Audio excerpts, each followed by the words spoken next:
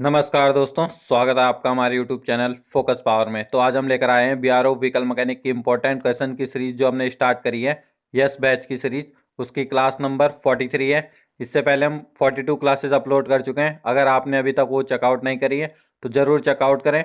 और ITI motor mechanic के लिए भी ये क्लास काफ़ी इंपॉर्टेंट होने वाली है। तो अगर आपके कोई भी ग्रुप में ITI कर रहा है मोटर मैकेनिक से तो उसको ज़रूर वीडियो शेयर करें। और ये जो वीडियो है, आज के जो क्वेश्चन है वो सारे बेस होने वाले हैं सीपी नागरा पे। सीपी नागरा बुक है, ITI की काफ़ी इंपॉर्टेंट बुक है, तो उससे ही रिलेटेड सारे क्वेश्चन होने वाले हैं। तो पहला प्रश्न है, हीट इंजन में ताप द्वारा गैसों को फैलाकर प्राप्त की जाती है। तो क्या प्राप्त की जाती है हीट इंजन में?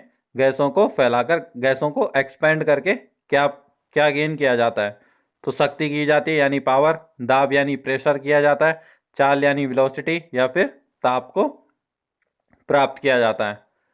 तो गैसेस को एक्सपेंड करके क्या मिलता है? शक्ति प्राप्त होती है, हमें पावर प्राप्त होती है। ऑप्शन नंबर ए इसका राइट आंसर हो जाएगा। नेक्स्ट है, निम्न में से कौन सा एक्सटर्नल कंबस्शन इंजन का प्रकार है? तो एक्सटर्नल कंबस्शन इंजन का प्रकार कौन सा? स्टीम इंजन होता है एक्सटर्नल कंबस्शन इंजन का प्रकार। बाकी डीजल इंजन, पेट्रोल इंजन, ये सब क्या है? IC इंजन का प्रकार है। नेक्स्ट है, निकटस्थ सिलेंडरों पर बहु सिलेंडर डीजल इंजन पर सिलेंडर संपीड़न परीक्षण अति निम्न है। आर्द्र और यानी वेट और ड्राई दोनों डैश पर समान है। तो एडजेसेंट सिलेंडरों पर खराब संपीड़न का कारण क्या होगा? तो बेसिकली क्या कर रहा है, वेट और ड्राई टेस्ट हो रहा है कम सिलेंडर के कंप्रेशन के लिए। तो उसमें आपको बताना है कि क्या हो रहा है, जो एक साथ के सिलेंडर है, जैसे एक सिलेंडर ये है, एक सिलेंडर ये है, तो इनके बीच में किस कारण से संपीड़न खराब हो रहा है? तो ऑप्शन है, दोनों सिलेंडरों पर घर्षण वलय यानी कि नेक्स्ट है, सिलेंडरों के बीच शीर्ष गैस्किट ब्लोन यानी कि जो गैस्किट है वो खराब हो चुकी है, घिस चुकी है। फिर है पिस्टन स्कर्ट में वेयर, पिस्टन स्कर्ट घिस चुके हैं। या फिर दोनों सिलेंडर वेयर यानी कि दोनों सिलेंडर में घिसावट आ चुकी है। तो किस कारण से हो सकता है? वेट एंड ड्राई टेस्ट में दोनों में समान होना। तो क्या होगा, सिलेंडरों के बीच शीर्ष गैस्किट ब्लोन यानी कि जो गैस्किट होती है सिलेंडर में वो घिस चुकी है। तो ऑप्शन नंबर 20 का राइट आंसर हो जाएगा। अगर आपको इंग्लिश में क्वेश्चन चाहिए तो आपको नीचे PDF में आपको सेम क्वेश्चन आपको इंग्लिश में मिल जाएंगे। अगर आप इंग्लिश लैंग्वेज में कंफर्टेबल है, PDF आपको प्रोवाइड कर दी जाएगी टेलीग्राम चैनल पे। नेक्स्ट है, स्कैवेंजिंग निम्न के लिए किया जाता है। तो किसके लिए किया जाता है? ईंधन खपत के लिए स्कैवेंजिंग किया जाता है, शक्ति निर्गम यानी कि आउटपुट के लिए, पावर आउटपुट के लिए, या फिर वेग यानी स्पीड के लिए, या फिर दाव या प्रेशर के लिए। तो स्कैवेंजिंग किस लिए किया जाता है? अगर आपको आंसर पता है तो कमेंट कर सकते हैं। राइट आंसर हो जाएगा इसका ऑप्शन नंबर बी। स्कैवेंजिंग किस लिए किया जाता है? शक्ति निर्गम यानी कि पावर आउटपुट के लिए किया जाता है। नेक्स्ट क्वेश्चन है, उच्च गति डीजल इंजन के बोर और स्ट्रोक संबंध जानते हैं। एक इंजन जिसमें स्ट्रोक पिस्टन स्ट्रोक लंबाई तथा बोर व्यास बराबर हो तो उसे कहते हैं। तो क्या कहते हैं? पिस्टन की लंबाई और जो चौड़ाई है वो लगभग बराबर है, तो उसको हम कौन से टाइप का पिस्टन कहते हैं या कौन से टाइप का इंजन कहते हैं? तो कम वेग engine, low velocity engine, over square engine, under square engine, या फिर चौकोर इंजन जिसको हम स्क्वायर इंजन कहते हैं। तो राइट आंसर भी इसका ऑप्शन नंबर डी हो जाएगा, स्क्वायर इंजन, चौकोर इंजन कहते हैं। नेक्स्ट, डीजल इंजन के सिलेंडर में ईंधन पिस्टन की किस अवस्था में इंजेक्ट होता है? तो डीजल इंजन के सिलेंडर में ईंधन कब, पिस्टन की कौन सी कंडीशन पे होता है? तो पिस्टन की मूवमेंट क्या रहती है उस समय? तो ऑप्शन है, एग्जॉस्ट स्ट्रोक के बाद ठीक TDC पे, नेक्स्ट है कंप्रेशन स्ट्रोक के पहले ठीक BDC पर, या कंप्रेशन स्ट्रोक के समय TDC के समीप, या निर्गम स्ट्रोक यानी एग्जॉस्ट स्ट्रोक के समय TDC के आने पर। तो क्या है, डीजल इंजन में सिलेंडर में ईंधन कब इंजेक्ट किया जाता है? जब कंप्रेशन स्ट्रोक के, जब पिस्टन क्या कंप्रेशन स्ट्रोक में TDC के पास पहुंचने वाला होगा या समीप होगा TDC के, तो तब इंजेक्ट किया जाता है पिस्टन वो सिलेंडर में फ्यूल को डीजल इंजन में। ऑप्शन नंबर सी इसका राइट आंसर हो जाएगा। नेक्स्ट क्वेश्चन है, चार चार स्ट्रोक डीजल इंजन में शक्ति चक्र इंजन के 4 स्ट्रोक में ही पूर्ण होता है। डीजल इंजन सक्शन स्ट्रोक के समय पिस्टन निम्न को ग्रहण करता है। तो 4 स्ट्रोक डीजल इंजन में, तो काफ़ी लो लेवल का क्वेश्चन है, बस इसका जो क्वेश्चन की लैंग्वेज है वो लेंथी कर दी गई है, जिसकी वजह से कंफ्यूजन हो जाता है। तो आपको क्या जो बेसिक क्या है इसमें लास्ट वाली लाइन में ही इसका आंसर मिलेगा। जो मेन क्वेश्चन है, डीजल इंजन सक्शन स्ट्रोक के समय पिस्टन निम्न को ग्रहण करता है, यानी कि किसको सक करता है? तो गैस को, केवल ईंधन को, केवल शुद्ध वायु को, या ईंधन और वायु को? तो किसको करता है? डीजल इंजन की बात हो रही है, तो डीजल इंजन में केवल फ्रेश एयर एंटर करती है सक्शन स्ट्रोक के दौरान। तो ऑप्शन नंबर सी इसका राइट आंसर हो जाएगा। नेक्स्ट है, सिलेंडर की दीवारों व पिस्टन के बीच कुछ गैप रखा जाता है। तो जो सिलेंडर वॉल होती है और पिस्टन होता है, उनके बीच में जो गैप रखा जाता है वो किस लिए रखा जाता है? तो जिससे गैस लीक कर सके, यानी कि गैस लीक करने के लिए करा जाता है। सेकंड ऑप्शन है, गर्म होने पर पिस्टन जाम ना हो, पिस्टन रिंग जाम ना हो, या फिर ऑयल आसानी से आ सके, इसलिए गैप दिया जाता है। तो किस लिए जो क्लियरेंस दिया जाता है सिलेंडर वॉल और पिस्टन के बीच में, वो किस लिए दिया जाता है? ताकि गर्म होने पर पिस्टन जाम ना हो। तो गर्म होने पे आपको पता है कोई भी मेटल हो वो थोड़ा एक्सपेंड करता है, तो इसीलिए क्या उसमें क्लियरेंस दिया जाता है, गैप दिया जाता है पिस्टन और सिलेंडर वॉल के बीच में। तो ऑप्शन नंबर बी इसका राइट आंसर होगा। सारे जो आज की वीडियो में क्वेश्चन है सारे आपके प्रीवियस ITI एग्जाम में, NCPT के एग्जाम में आ चुके हैं। वही क्वेश्चन आपको इस वीडियो में आपको देखने को मिलेंगे, और सारी जो क्वेश्चन है वो CP नागरा बुक से लिए गए हैं। नेक्स्ट है, पिस्टन पर स्लॉट काटने के कारण है। तो पिस्टन पे स्लॉट किस लिए काटे जाते हैं? तो पिस्टन विस्तार को रोकने के लिए काटे जाते हैं। तो ऑप्शन नंबर ए इसका राइट आंसर हो जाएगा। पिस्टन का जो एक्सपेंड होता है हीट के कारण, तो उसको रोकने के लिए क्या पिस्टन का स्लॉट काटे जाते हैं, ताकि इंजन सीज ना हो सके। तो ऑप्शन नंबर ए इसका राइट आंसर हो जाएगा। नेक्स्ट है, पिस्टन रिंग में साइड क्लियरेंस रखा जाता है। तो जो पिस्टन रिंग होता है उसमें साइड क्लियरेंस कितना होता है? 0.038 से 0.102 mm तक, या फिर रिंग की साइड की रगड़ से बचाने के लिए, या पिस्टन को रगड़ से बचाने के लिए साइड क्लियरेंस दिया जाता है, या इनमें से कोई नहीं। तो कितना रखा जाता है पिस्टन रिंग का साइड क्लियरेंस? 0.038 से 0.102 mm तक रखा जाता है। ऑप्शन नंबर ए इसका राइट आंसर हो जाएगा। नेक्स्ट क्वेश्चन है, NCPT में भी आ चुका है 2009 के एग्जाम में। एग्जॉस्ट वाल्व सोडियम से भरे होते हैं, वाल्व को सोडियम से भरने का कारण क्या है? तो वाल्व के तापन के लिए, वाल्व के बेटर कूलिंग के लिए, या निर्घर्षण कम करने के लिए, घर्षण कम करने के लिए, या घर्षण कम करने के लिए। नेक्स्ट है, तो इसका राइट आंसर आप देख चुके होंगे कि ऑप्शन नंबर बी इसका राइट आंसर होगा। जो एग्जॉस्ट वाल्व होता है वो क्या है? वाल्व को बेटर कूलिंग के लिए एग्जॉस्ट वाल्व में सोडियम फील्ड किया जाता है। नेक्स्ट क्वेश्चन है, पुनः फलकन यानी कि रीफेसिंग के बाद प्रयोज्य सिलेंडर शीर्ष गैस्केट फलकित सिलेंडर डैश हैं। तो क्या जब रीफेसिंग करती है सिलेंडर हेड की, तो उसमें किस टाइप की गैस्केट का यूज किया जाता है? तो किसका किया जाता है? मानक मोटाई गैस्केट की पर्याप्त का, या फिर स्टैंडर्ड साइज मिनिमस 0.1 mm मोटा गैस्केट यूज किया जाता है, या over size to be use, तो ओवर साइज गैस्केट का यूज किया जाता है, या फिर स्टैंडर्ड साइज का प्लस 0.2 mm मोटा गैस्केट यूज किया जाता है। यानी कि जो स्टैंडर्ड साइज है गैस्केट का उससे 0.2 mm मोटा गैस्केट यूज किया जाता है। तो जब हम रीफेसिंग करेंगे तो क्या करेंगे? ओवर साइज गैस्केट का यूज करते हैं। तो ऑप्शन नंबर सी इसका राइट आंसर हो जाएगा, over side to be use. तो रीफेसिंग करने से क्या जो सिलेंडर का होगा वो थोड़ा बहुत घिसेगा, तो इसीलिए क्या जो गैस्केट भी होगी वो थोड़ी मोटी होनी चाहिए, ओवर साइज होनी चाहिए। नेक्स्ट है, कैम शाफ्ट पर कैम लोब्स की संख्या है। तो कैम शाफ्ट होती है, तो कैम शाफ्ट पर कितनी कैम लोब्स होती हैं? तो सिलेंडर की संख्या के बराबर, यानी कि आपका 2 सिलेंडर इंजन है या 3 सिलेंडर इंजन है, 4, 6, 8, 12, तो कितने भी सिलेंडर का इंजन है तो उसकी जो कैम शाफ्ट होती है उसकी कैम शाफ्ट पर कितने लोब होने चाहिए? तो कितने होने चाहिए? सिलेंडर की संख्या के बराबर होने चाहिए, सिलेंडर की संख्या के 2 गुनी होनी चाहिए, सिलेंडर की संख्या के 3 गुनी होनी चाहिए, या सिलेंडर की संख्या के 4 गुनी, यानी कि सिलेंडर की संख्या के 4 टाइम्स होने चाहिए। इक्वल होने चाहिए, 2 टाइम्स होने चाहिए, 3 टाइम्स होने चाहिए, या फिर 4 टाइम्स होने चाहिए। तो क्या होगा? राइट आंसर हो जाएगा ऑप्शन नंबर बी, सिलेंडर की संख्या के 2 गुनी होनी चाहिए। अगर आपका 4 सिलेंडर इंजन है तो कैम लोब्स कितनी, कैम शाफ्ट पे कितनी लोब होनी चाहिए? तो 8 लोब होनी चाहिए। तो ऑप्शन नंबर बी इसका राइट आंसर हो जाएगा। नेक्स्ट है, डीजल इंजेक्टर बॉडी और नोजल बॉडी के मध्य क्षरणहीन विदाउट लीकेज फिटिंग निम्न से प्राप्त की जाती है। तो जो डीजल इंजेक्टर है और डीजल इंजेक्टर में इंजेक्टर बॉडी और नोजल के बीच में क्या बिना लीकेज के, यानी कि विदाउट लीकेज के फिटिंग किस तरीके से हम कर सकते हैं। तो किस तरीके से कर सकते हैं, दोनों के मध्य सीलिंग वॉशर लगाकर, यानी कि दोनों के मध्य में सीलिंग वॉशर लगा दी।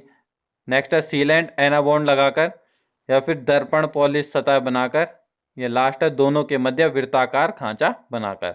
तो किस तरीके से हम लीकेज को रोक सकते हैं बिना लीकेज का, तो क्या है, दोनों के मध्य सीलिंग वॉशर को लगा के। ऑप्शन नंबर ए इसका राइट आंसर हो जाएगा। नेक्स्ट है इंजेक्टर हीटर प्लग निम्न स्थान पर अवस्थित होते हैं। तो इंजेक्टर जो हीटर प्लग होता है वो कहाँ पे फिट किए जाते हैं, तो ऑप्शन है वाल्व दरवाजे पर, क्रैंक केस पर, सिलेंडर सीट्स पर, या फिर ब्लॉक पर। तो राइट आंसर हो जाएगा वाल्व दरवाजे पर। ऑप्शन नंबर ए इसका राइट आंसर हो जाएगा। तो इंजेक्टर हीटर प्लग होता है वो कहाँ होता है, कंबस्शन चैम्बर में होता है, तो सिलेंडर सीट्स पे, सिलेंडर हेड पे लगा रहता है। तो ऑप्शन नंबर सी इसका राइट आंसर हो जाएगा। तो वाल्व दरवाजे पर तो इसका राइट आंसर नहीं होगा, ये थोड़ा टाइपिंग मिस्टेक है। तो ऑप्शन नंबर सी इसका राइट आंसर होगा, सिलेंडर हेड पे फिट किया जाता है क्या, हीटर प्लग। नेक्स्ट है वाल्व तंत्र का यह प्रकार जिसे अवकाश समुच्चयन में वाल्व टैपेट की आवश्यकता नहीं होती है। तो किस में नहीं होती है वाल्व टैपेट की आवश्यकता, कौन से टाइप के उसमें नहीं होती है। तो सिरोपरी वाल्य तंत्र, तो हिंदी में थोड़ा काफी शुद्ध हिंदी में ट्रांसलेट हो रखा है। नेक्स्ट है पार्श्व वाल्व तंत्र, या हाइड्रोलिक वाल्व लिफ्टिंग तंत्र, या फिर यांत्रिक वाल्व लिफ्टिंग तंत्र। तो किसमें नहीं होता टैपेट का यूज, किसमें नहीं होता, हाइड्रोलिक वाल्व लिफ्टिंग तंत्र में टैपेट का यूज नहीं होता है, वो हाइड्रोलिक से ही चल जो ओपन और क्लोज होते हैं। तो ऑप्शन नंबर सी इसका राइट आंसर हो जाएगा। नेक्स्ट है एल्यूमिनियम सिलेंडर ब्लॉक में आवश्यक होता है। तो एल्यूमिनियम सिलेंडर ब्लॉक है, अगर आपका किसी भी इंजन का एल्यूमिनियम सिलेंडर ब्लॉक है तो उसमें लाइनर कौन से लगे होने चाहिए, तो लाइनर नहीं लगे होते हैं उसमें, या एल्यूमिनियम के लाइनर लगे होते हैं, या पीतल के लाइनर लगे होते हैं, या ढलवा लोहा के, यानी कि जिसको हम कास्ट आयरन भी कहते हैं, उसके लाइनर लगे रहते हैं।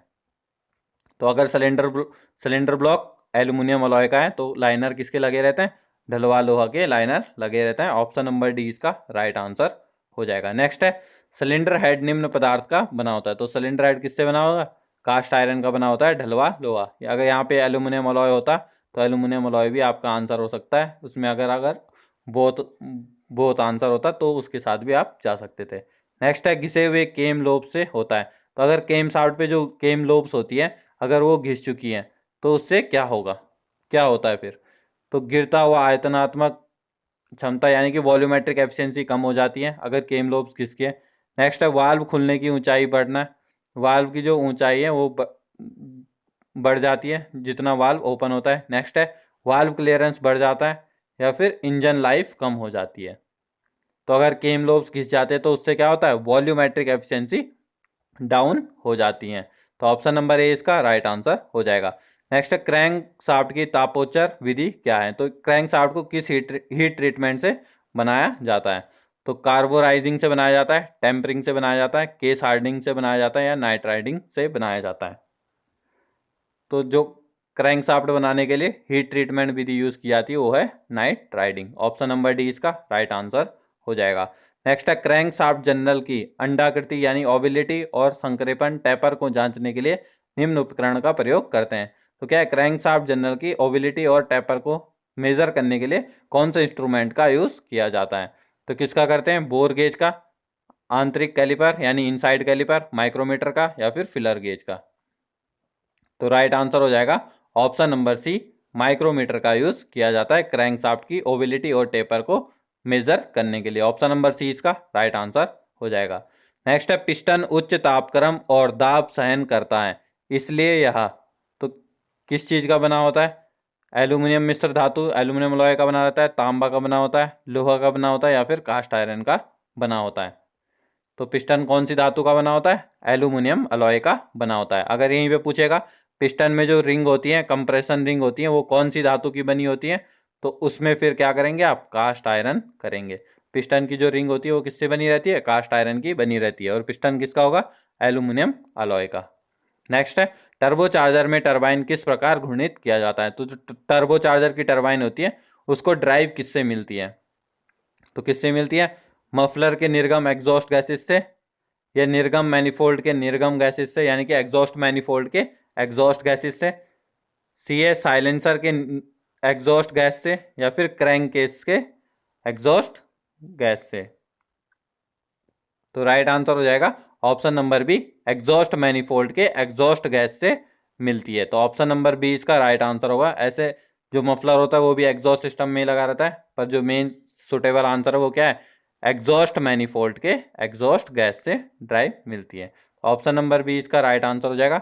मफलर क्या होगा, मफलर तो बिल्कुल पाइप के एंड में लगा रहता है, वहाँ पे क्या होगा, टर्बो चार्जर। टर्बो चार्जर कहाँ पे लगा रहता है, बिल्कुल इंजन के कंपार्टमेंट में लगा रहता है, इंजन के पास लगा रहता है। तो मफलर से कोई भी एग्जॉस्ट गैस टर्बो चार्जर को ड्राइव नहीं दे पाएगी। तो इसीलिए क्या, जो एग्जॉस्ट मैनिफोल्ड से निकलती है गैस, वो गैसेस क्या ड्राइव करती है टरबाइन को, टर्बो चार्जर की।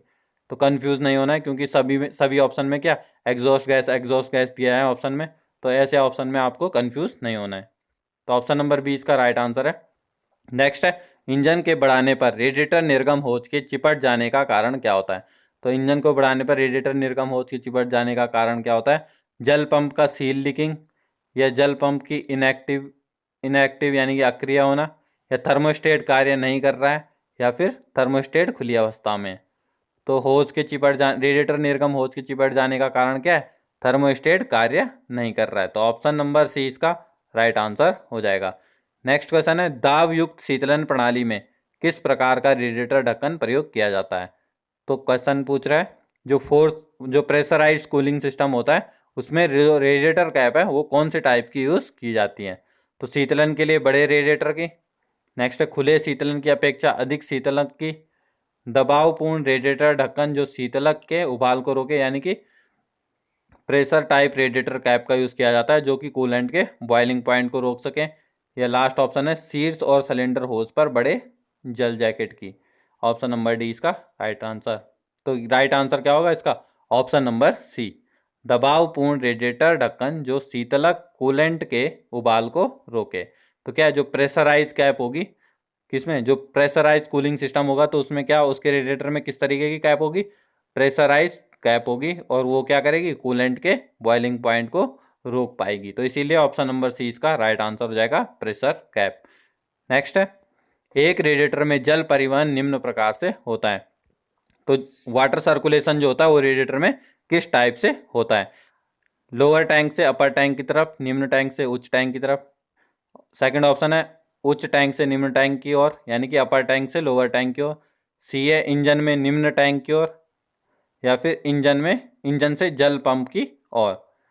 तो क्या होगा राइट आंसर, उच्च टैंक से निम्न टैंक की और अपर टैंक से लोअर टैंक की ओर होता है वाटर सर्कुलेशन रेडिएटर में। तो ऑप्शन नंबर बी इसका राइट आंसर हो जाएगा। नेक्स्ट क्वेश्चन है, कार में मोटर ऑयल का उपयोग उसके महत्वपूर्ण इंजन भाग को सुरक्षित रखना है। इंजन ऑयल की विस्कोसिटी को निम्न से जाना जाता है। तो इंजन ऑयल की जो विस्कोसिटी है, जिसको हम हिंदी में श्यानता कहते हैं, तो वो उसको हम किस चीज़ से जानते हैं, किस चीज़ के लिए जानते हैं विस्कोसिटी को, श्यानता को। तो कार्य एवं भेदन के लिए, या फॉर्मिंग और भाव से, या भाव के प्रतिरोध से, या भाव को आसानपन और द्रव्यता से, भाव के आसानपन और द्रव्यता से। तो क्या होगा, जो विस्कोसिटी होगी, श्यानता होगी, उसको हम किससे नापते हैं, भाव का आसानपन और द्रव्यता से। यानी कि जो कोई भी लिक्विड है वो कितने आसानी से फ्लो कर रहा है और क्या क्या उसकी जो विस्कोसिटी है वो क्या है, तो उसी उसी से जो नापते हैं हम उसको हम क्या कहते हैं, विस्कोसिटी कहते हैं। तो जैसे अगर इंजन ऑयल डालेंगे ग्राउंड पे, वो तो थोड़ा लेट में ग्राउंड पे फैलेगा, अगर पानी डालेंगे तो पानी एकदम से जल्दी फैल जाता है, क्योंकि विस्कोसिटी जो है वाटर की वो तेल से कम है, इंजन ऑयल से कम है। नेक्स्ट है, तेल पंप सहित वाहन इंजन स्नेहक प्रणाली के प्रकार को कहते हैं। तो लुब्रिकेटिंग सिस्टम, वह कौन सा लुब्रिकेटिंग सिस्टम है जिसमें ऑयल पंप भी होता है। तो कौन सा लुब्रिकेशन सिस्टम होगा, पंप एवं ग्रेविटी फीड, या दाबकृत स्नेहन प्रणाली यानी कि प्रेशराइज्ड लुब्रिकेशन सिस्टम, या दाब और निर्वात pressure and vacuum lubrication system, या डीप फीड प्रकार का लुब्रिकेशन सिस्टम। तो क्या होगा, अगर तेल पंप सहित वाहन का इंजन स्नेहन प्रणाली है, यानी कि तेल पंप लगा हुआ है, ऑयल पंप लगा हुआ है लुब्रिकेशन सिस्टम में, तो उसको हम क्या कहेंगे, pressurised cooling system, pressurised lubrication system कहेंगे। ऑप्शन नंबर बी इसका राइट आंसर हो जाएगा। नेक्स्ट क्वेश्चन है, स्नेहक तेल में दूषण यानी कि कंटेमिनेशन निम्न से होता है। तो जो लुब्रिकेटिंग ऑयल होता है उसमें जो कंटेमिनेशन होता है वो किससे होता है। तो ऑप्शंस है पिस्टन और रिंग के घेरा घिस जाने से या फिर कनेक्टिंग रॉड बेरिंग के घिस जाने से, गजन पिन के ढीले हो जाने से, या फिर स्नेहक में उच्च दाब से। तो जो स्नेहक जो लुब्रिकेटिंग ऑयल होता है उसमें जो कंटेमिनेशन होता है वो किससे होता है? पिस्टन और रिंग के घिस जाने से। अगर जब पिस्टन और रिंग घिस जाती हैं तो उसका क्या, जो घिसे हुए पार्टिकल्स होते हैं वो किसमें, ऑयल में गिर जाते हैं, तो जिससे क्या, उसमें कंटेमिनेशन यानी कि दूषण जम जाता है। नेक्स्ट है, आधुनिक कारों की लुब्रिकेशन प्रणाली में ऑयल प्रेशर होता है लगभग। तो जो मॉडर्न डे व्हीकल है उसका जो लुब्रिकेशन प्रेशर होता है वो कितना होता है? 40 से 50 किलो पास्कल, 200 से 400, 1 से 5 या फिर 10 मेगा पास्कल से अधिक। तो कितना होगा? राइट आंसर हो जाएगा ऑप्शन नंबर बी, 200 से 400 किलो पास्कल। ऑप्शन नंबर 20 का राइट आंसर हो जाएगा। नेक्स्ट है, प्रणोदित स्नेहन प्रणाली में तेल पंप स्नेहन तेल को इंजन के आग में प्रणोदित करता है। डीजल इंजन को चलाते समय स्नेहन तेल की खपत ज़्यादा होती है, इसका क्या कारण है? तो घिसा हुआ सिलेंडर बोर है, दोषपूर्ण दबाव विमोचन वाल्व स्प्रिंग है, या घिसा हुआ तेल पंप है, या फिर तेल स्वर बहुत ऊंचे है। तो क्या है? घिसा हुआ सिलेंडर बोर इसका कारण है। ऑप्शन नंबर ए इसका राइट आंसर हो जाएगा। अगर आपको यहाँ पे समझ नहीं आ रहा तो आपको पीडीएफ दे दूंगा टेलीग्राम चैनल पे, तो वो आप वहाँ से इंग्लिश में भी देख सकते हैं। नेक्स्ट है, स्नेहन तेल में कई गुणधर्म है जो इंजन को निर्बाध चलाते हैं। स्नेहन तेल किसके कारण तनुकृत हो जाता है, यानी कि डाइल्यूट हो जाता है? जो लुब्रिकेटिंग ऑयल होता है वो किससे डाइल्यूट हो जाता है, यानी कि पतला हो जाता है? तो किस कारण से होता है? ईंधन और जल तेल में मिश्रित हो जाए, यानी कि जो फ्यूल होता है पेट्रोल या डीजल या फिर जो पानी होता है वो अगर ऑयल के साथ मिल जाता है तो क्या, ऑयल डाइल्यूट हो जाता है, तनुकृत हो जाता है। तो ऑप्शन नंबर सी इसका राइट आंसर होगा। नेक्स्ट क्वेश्चन है, एक प्रकार का तेल शीतक लघु उष्मा विनिमित्र है जो इंजन ब्लॉक पार्श्व पर उत्रोहित रहता है। यदि तेल शीतलन उपमार्गी वाल्व काम नहीं कर रहा है तो क्या होगा इसका आंसर? उच्च तापमान के कारण श्यानता की हानि होगी, तेल से बेरिंग या फिर श्यानता बढ़ेगी, या तेल दाब बढ़ेगा। तो क्या होगा? उच्च तापमान के कारण श्यानता की हानि होगी। ऑप्शन नंबर ए इसका राइट आंसर हो जाएगा। नेक्स्ट है, डिलेड इंजेक्शन का कारण है। तो जो विलंब इंजेक्शन में लेट होती है वो किसका कारण होती है? तो ऑप्शन है आरंभिक क्रिया में परिवर्तन ना होना। नेक्स्ट है, पेनिट्रेशन के कारण चालू करना आसान, या इंजेक्शन टाइमिंग के कारण, या फिर एडवांस इंजेक्शन के कारण। तो डिले इंजेक्शन किसके कारण होता है? तो इंजेक्शन टाइमिंग के कारण क्या, डिले इंजेक्शन होता है। तो ऑप्शन नंबर सी इसका राइट आंसर हो जाएगा। नेक्स्ट है, ईंधन इंजेक्शन के पूर्ण होने पर प्लंजर की स्थिति होगी। तो जब फ्यूल इंजेक्शन कंप्लीट हो जाता है तो उस समय जो प्लंजर होता है उसकी जो मूवमेंट होती है वो क्या होती है, स्थिति क्या होती है? तो ऊपरी स्ट्रोक के अंत में होता है, या सिंपल पोर्ट को हेलिक्स खोलता है, या निचले स्ट्रोक के मध्य में होता है, या निचले स्ट्रोक के प्रारंभ में होता है। तो कहाँ पे होती है प्लंजर की लोकेशन? स्पिल पोर्ट के हेलिक्स खोलता है। तो ऑप्शन नंबर बी इसका राइट आंसर हो जाएगा। नेक्स्ट है, इंजन स्टार्ट हो जाता है पर आइडियल स्पीड पर दौड़ता नहीं है। तो यानी कि इंजन स्टार्ट हो गया लेकिन आइडियल स्पीड पे चलता दौड़ नहीं रहा है, तो क्या कारण हो सकता है? तो इनलेट मैनिफोल्ड में अतिरिक्त वायु के होने के कारण, या समान आइडलिंग स्पीड सेटिंग के कारण, या अत्यधिक ईंधन आपूर्ति यानी कि एक्सेसिव फ्यूल के कारण, या फिर चलने के लिए इंजन में लोड नहीं है। तो किस कारण होगा? तो असमान आइडल स्पीड सेटिंग के कारण। ऑप्शन नंबर बी इसका राइट आंसर हो जाएगा। नेक्स्ट क्वेश्चन है, कुछ ईंधन इंजेक्शन पंप एफआईपी में विद्युत सोलेनाइड क्यों दिया जाता है? तो कुछ एफआईपी में विद्युत सोलेनाइड इलेक्ट्रिक सोलेनाइड क्यों दिया जाता है? तो अंदर आने वाले ईंधन को गर्म करने के लिए, या चालू करने के लिए अतिरिक्त ईंधन देने हेतु, या इग्निशन स्विच से इंजन रोकने तथा ईंधन रोकने हेतु, या फिर विद्युत गवर्निंग के लिए।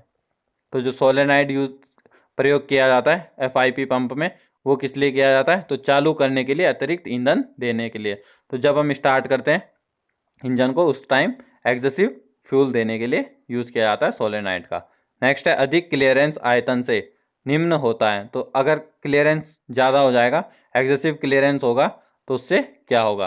तो अपूर्ण दहन इनकम्प्लीट कंबशन, उच्च संपीड़न दाब हाई कंप्रेशन, निम्न संपीड़न दाब लो कंप्रेशन, या फिर अत्यधिक संपीड़न दाब यानी कि वेरी हाई तापक्रम यानी कि वेरी हाई टेम्परेचर।